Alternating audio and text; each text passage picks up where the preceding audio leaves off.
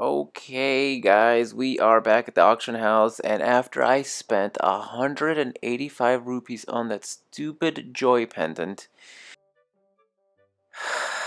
we can come back in and the item will be different. Now, apparently, once you lose an auction, that item will be there forever until you win it. So if you see an item you don't like, get out, come back in, and there will be a different item. But if you lose the auction, you will have to eventually win the item. So when I let the computer beat me and win the joy pendant, I kind of screwed myself. So we're starting off at 60 rupees, and I'm going to show you my foolproof way, pretty much, to win. So what's his name? Zanari, I forgot his name. He will say a couple of lines throughout the process of auctioning, and those are the hints for how much time is left. So he'll start off by just saying who's on, who's at the lead. Garrickson with 70 rupees, and he might say good people continue bidding and stuff like that. So Gummy's gonna up it to 73. Right here he says yes, yes. Our current top bidder is none other than the esteemed Gummy. I hope you want to let it stop there. That's just a random thing he says. Gossack is gonna up the ante, and then Pompey is gonna do it herself. And we're just gonna sit here and not do anything. He said the same thing again, and then this time Linda is gonna say something, and we're just gonna be patient as Vera does it up to 96.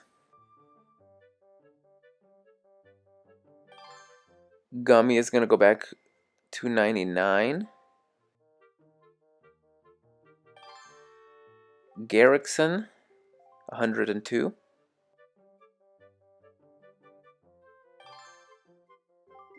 Vera again. Okay, so time is running out, friends. This is what he says when there are 30 seconds left. At this point, I'm going to start slowly building up my gauge.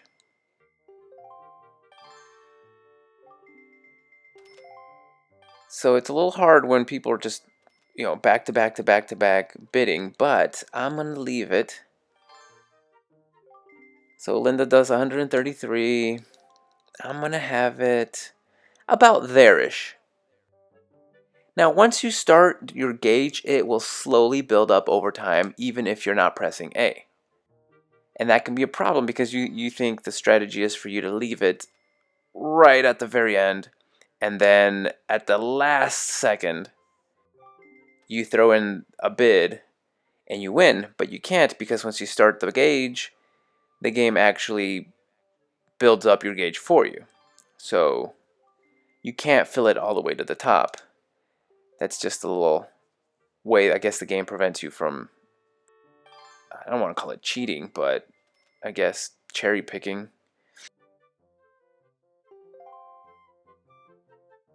So there isn't much time left, good people. Are you done bidding? That is the 15-second mark. If we wait 10 more seconds,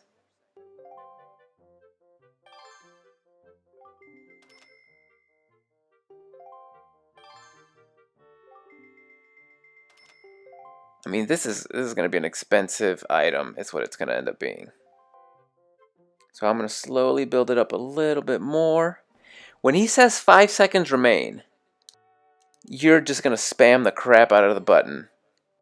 I'm at 177. If I bid like 199, that should be enough to knock everyone into a daze.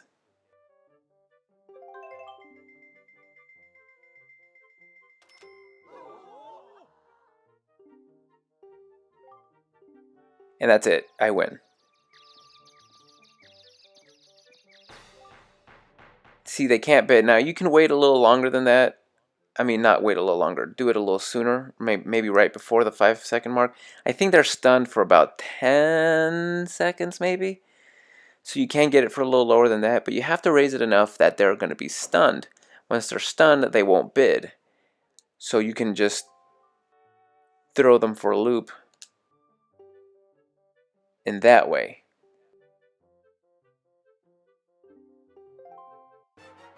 So it was a steep price to pay, but I think it was worth it. So, um, there are a couple items you can get here, and there's one in particular I want, and I don't think I'm going to be able to afford it with 155 rupees. So, again, I'm going to do another cut here. I know these are getting annoying, I'm sure. But I need to collect some rupees, and you can collect some from the jars around town. Most of them have either 5 or 3. Sometimes there's 3 in a jar. Like this one had 3. But if you just go around town and break jars, you can get maybe, between 20, 30 rupees. And then the real trick is I'm going to go out uh, onto the water and maybe get some of those tiny treasure. Oops. Oh, I made it. I did not mean to do that, but it worked. So, yeah, here's a 10 and a 5. So that's 15. I mean, not bad for just breaking jars. So that being said, I'm going to cut it here. I'm going to collect some treasure and hopefully get at least maybe 250, 300 rupees.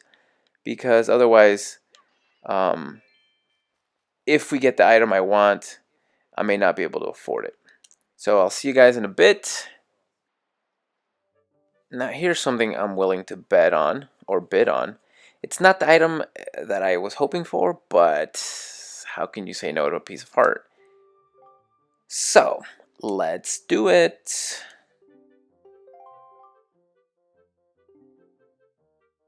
I mean, it's starting off at 80 rupees, so that's a little bit steep, but by following our strategy, I think we're gonna be okay, and we'll be able to win this one pretty easily.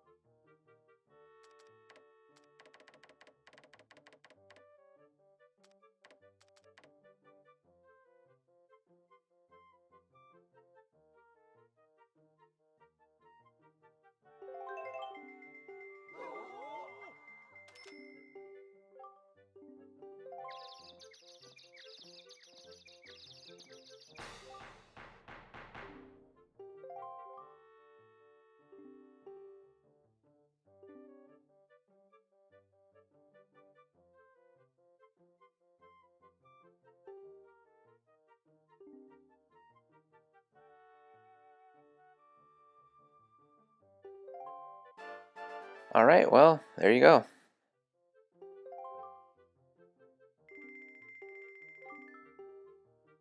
So I actually want to go in and out until the next prize shows up. You know what? Forget it. We've done pretty much all we can for right now. During the night, I just don't have enough money to compete. So I'm going to turn it back to daytime.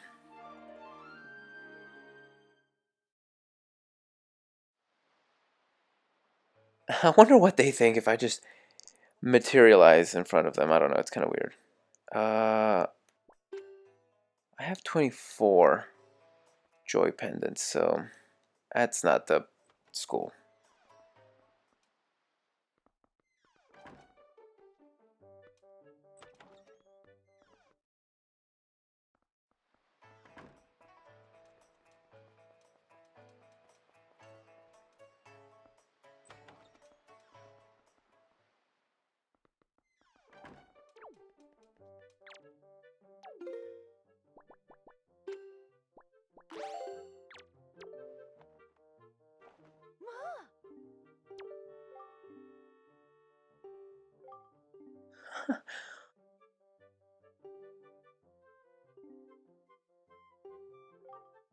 She'll take precisely 20 because 20 is her lucky number.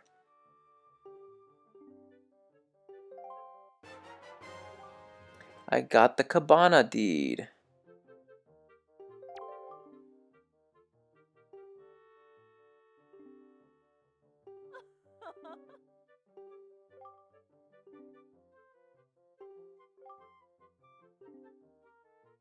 So she's given me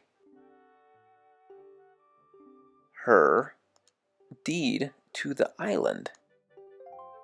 And it is now my island. And I can come and go as I please. And I will.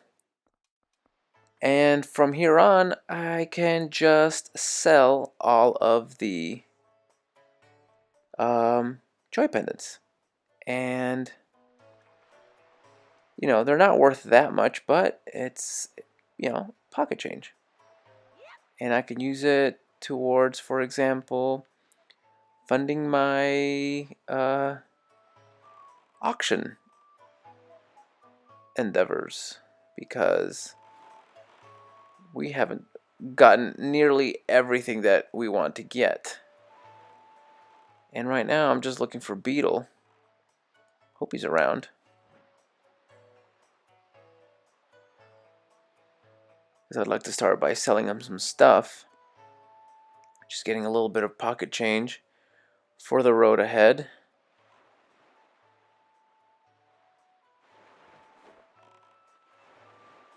That's so strange that he's not here. Does he only come out at night? Maybe. Well, that being a complete failure, I actually do want to head back to where we were originally, and I told you guys I had forgotten something, so let's head way back down there. Down to that bottommost right island and change the wind direction.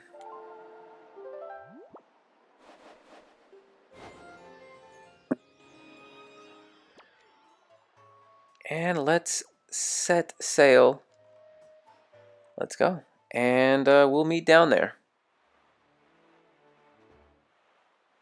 Alright guys, we've made it back to the most southeastern square. And while we're here, let's go ahead and fill in our map by feeding the fish man. And he'll fill us in right here.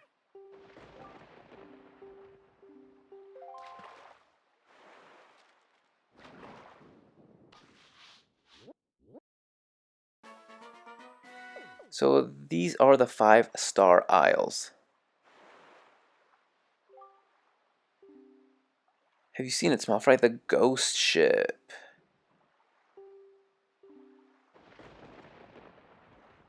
Incidentally, on nights when the crescent moon faces down, that happens to be tonight. And that's just by coincidence. If we look over, um, we can actually see the ghost ship off in the distance. There's nothing we can do with that right now, but you can see it over there. Get a little bit closer. Every time lightning strikes, you can actually see it. And it is kind of creepy. You can see the mast, and every time the lightning strikes, you can see its silhouette outline. And if you get close to it, you start seeing little flames, which I guess are the spirits of the dead. Oh, that's annoying.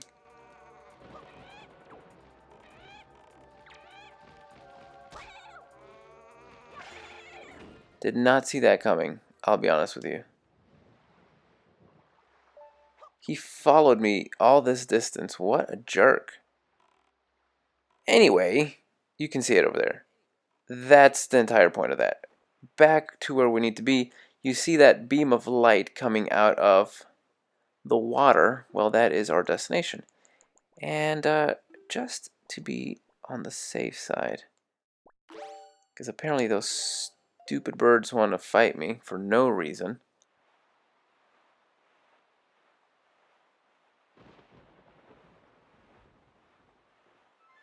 So the trick to this is when you get close enough, it'll disappear. Well, what you want to do is look through your maps until you get to... Is it this one? No. There we go. So treasure chart 33, and as you can see, I'm really close to it. And even though I can't actually see it on my big map, kind of get the general idea of where it is. And I'm almost right on top of it. So we'll bust out the salvage hook, lower it, and if we're lucky, we'll get ourselves a big treasure.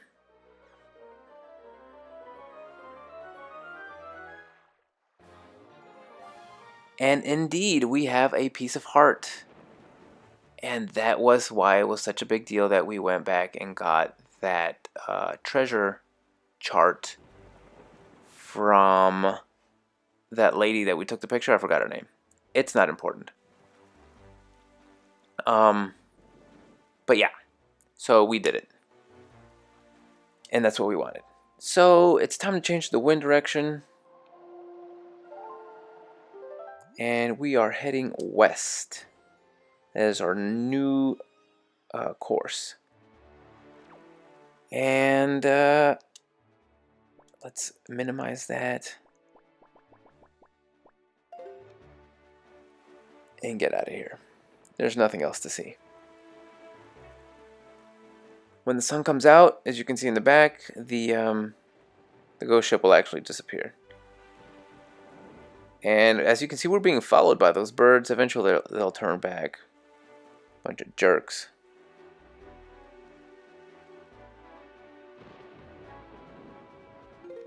Alright, so this is the next quadrant over.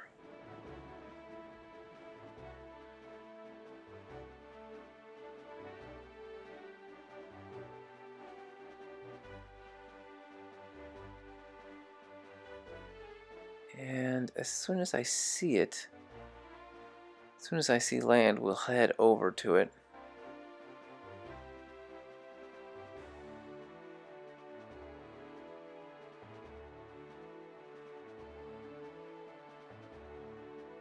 So here we have a new enemy called the Sea Hat, related to the Pea Hat. These guys are enormous, as you can see.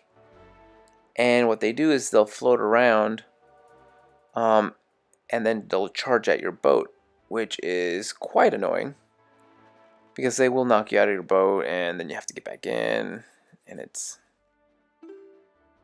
Yeah, those are not fun enemies to deal with, but it's not the end of the world.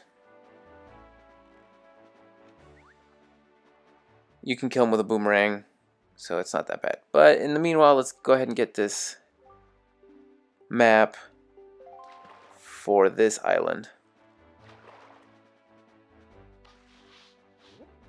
And we are at boating course. This is called boating course, and it's a mini game you play. I really don't care what he has to say. I just wanted the...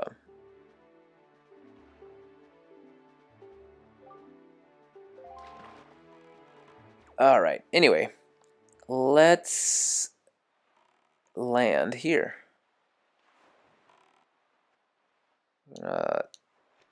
Jump out and climb on top here. And from here, we actually want to get to the other island, which is over there. There's no way to climb on top. So we actually have to sail over, float over, by changing the wind direction to north and equipping our leaf. So we jump.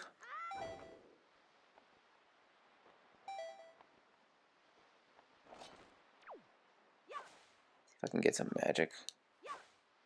Magic refill, nothing, nothing, okay. So we're about to encounter the guys I've been telling you about that I hate, that we've gotten lucky so far and not had to fight. My least favorite enemy in the game.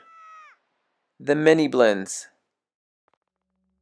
And it's literally an endless supply of them. You cannot get rid of them all. So the best thing to do is just run around until you can target all of them.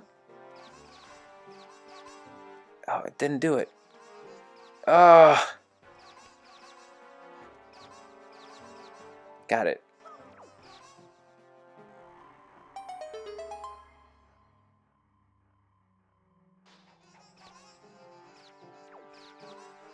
Let's get the treasure chest and get out of here, please.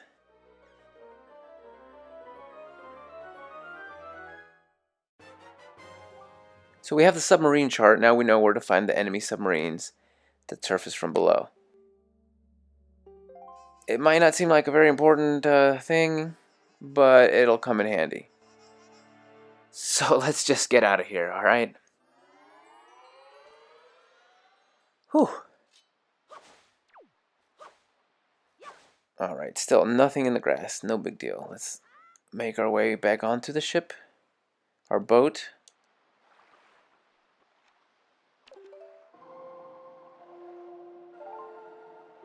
We actually want to go west.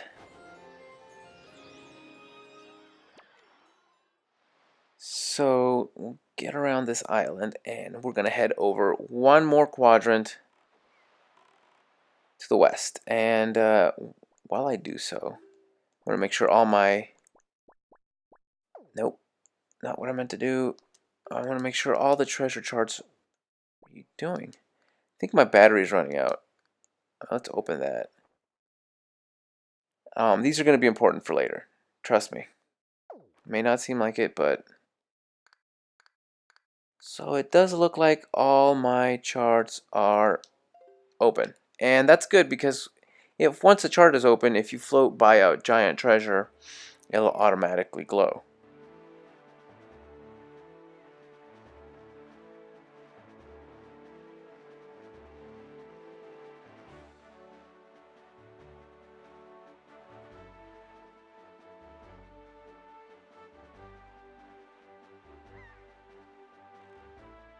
So our destination is over there to the left. And we're encountering another enemy I really dislike. The sharks. These guys are annoying. And I'll tell you why. They'll come at you. They'll follow your ship. And then they'll do a U-turn and then they'll try to ram you. And they'll knock you out of your ship. So you just have to jump them. But the problem is they come in schools of like 3 or 4. They'll disappear once you get close to land. But that doesn't change the fact that they're annoying at all. Alright, so I do want to get our little info here.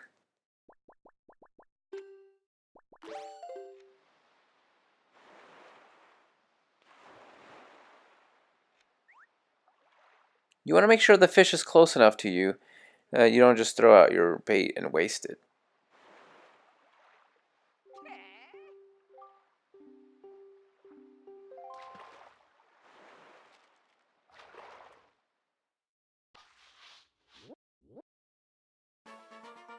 So the angular aisles.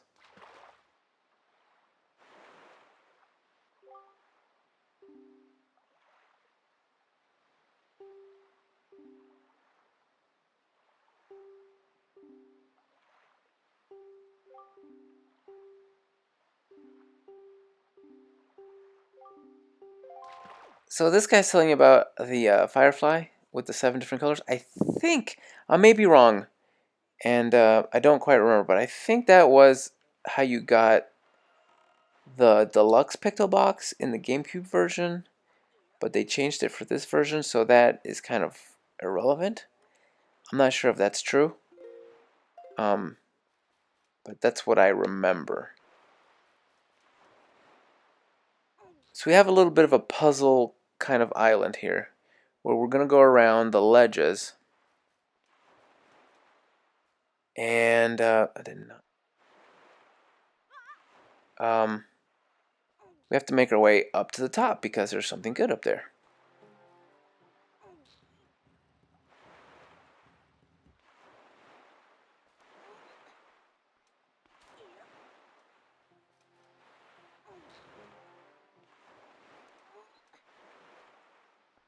Now, when we get up here, we have to be careful because there's a blue choo-choo. There he is. Right on cue. I'll take your jelly.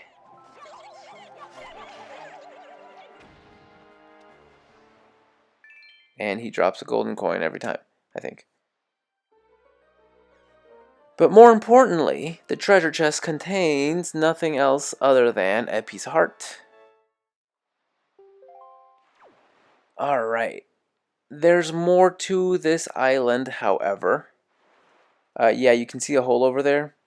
Unfortunately, we can't reach that right now because we don't have the item necessary to actually access that. But more importantly, like I was saying, well, not more importantly, but in addition, we have treasure chart 15, which tells me that there's a treasure here. So, let's jump down. Where is my ship? Here we go.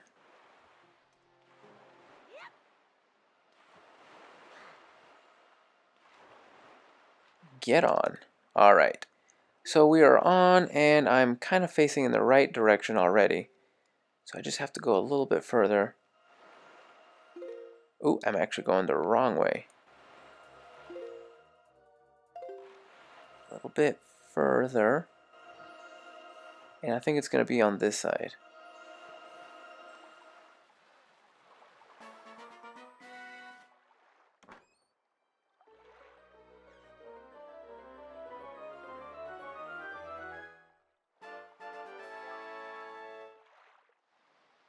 Two pieces of heart in one quadrant.